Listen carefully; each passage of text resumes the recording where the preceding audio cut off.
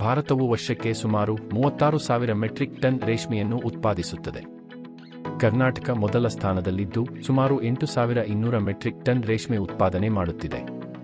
ಆದಾಗ್ಯೂ ಪ್ರತಿ 1 ಕಿಲೋಗ್ರಾಂ ರೇಷ್ಮೆ ಉತ್ಪಾದನೆಗೆ 2 ಕಿಲೋಗ್ರಾಂಗಳಷ್ಟು ರೇಷ್ಮೆ ಹುಳುವಿನ ಪ್ಯೂಪೆ ತ್ಯಾಜ್ಯವನ್ನು ಎಸೆಯಲಾಗುತ್ತದೆ. ನಾವು ಈ ತ್ಯಾಜ್ಯದಿಂದ ಉಪಯುಕ್ತ ಸಂಪನ್ಮೂಲವನ್ನು ಹೊರತೆಗೆಯುತ್ತೇವೆ. ಮೊದಲನೆಯದಾಗಿ ರೇಷ್ಮೆ ಹುಳುವಿನ ಪ್ಯೂಪೆ ತ್ಯಾಜ್ಯವನ್ನು ರೀಲಿಂಗ್ ಸ್ಟೇಷನ್ಗಳಿಂದ ಸಂಗ್ರಹಿಸಲಾಗುತ್ತದೆ.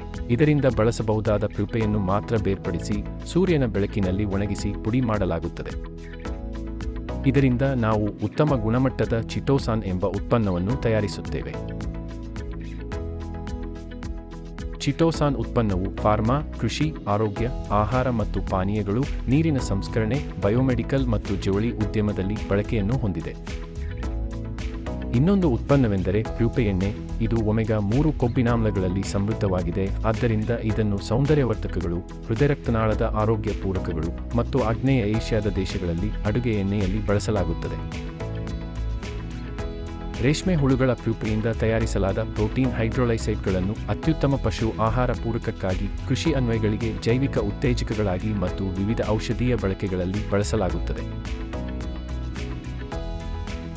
ರೇಷ್ಮೆ ಹುಳು ಪ್ಯೂಪೆಯು ಚಿಟೋಸಾನ್ ಉತ್ಪನ್ನಕ್ಕೆ ಸಮರ್ಥನೀಯ ಮೂಲವನ್ನು ನೀಡುತ್ತದೆ. ಈ ವಿಧಾನವು ರೇಷ್ಮೆ ಉದ್ಯಮಕ್ಕೆ ಹೆಚ್ಚುವರಿ ಆದಾಯವನ್ನು ಒದಗಿಸುವುದಲ್ಲದೆ ಹೊಸ ಉದ್ಯೋಗ ಸೃಷ್ಟಿಗೆ ಕೊಡುಗೆ ನೀಡುತ್ತದೆ. ಗ್ರಾಮೀಣ ಜೀವನೋಪಾಯದ ಸುಧಾರಣೆ, ಪರಿಣಾಮಕಾರಿ ತ್ಯಾಜ್ಯ ಬಳಕೆಗೆ ಉತ್ತೇಜನ ಮತ್ತು ವೃತ್ತಾಕಾರದ ಆರ್ಥಿಕತೆಗೆ ಅವಕಾಶವನ್ನು ಒದಗಿಸುತ್ತದೆ.